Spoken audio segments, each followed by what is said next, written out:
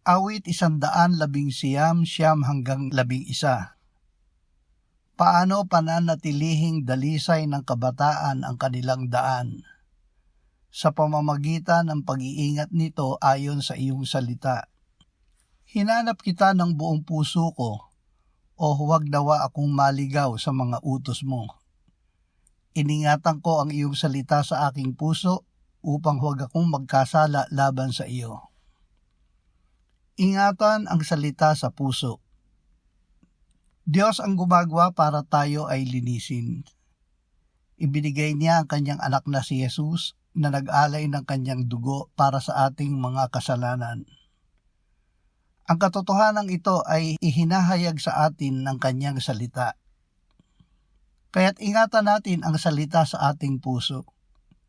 Ang paglilinis ay hindi nakakamtan sa sarili nating sikap. Ito ay tinatanggap sa pamamagitan ng pananampalataya na bunga ng pakikinig ng salita. Habang itinatanim natin ang salita sa ating puso at nananalig tayo sa pag-aalay ni Kristo ng kanyang sarili, ang kapangyarihan ng Diyos ay nagpapabanal at nag-iingat sa atin mula sa kasalanan.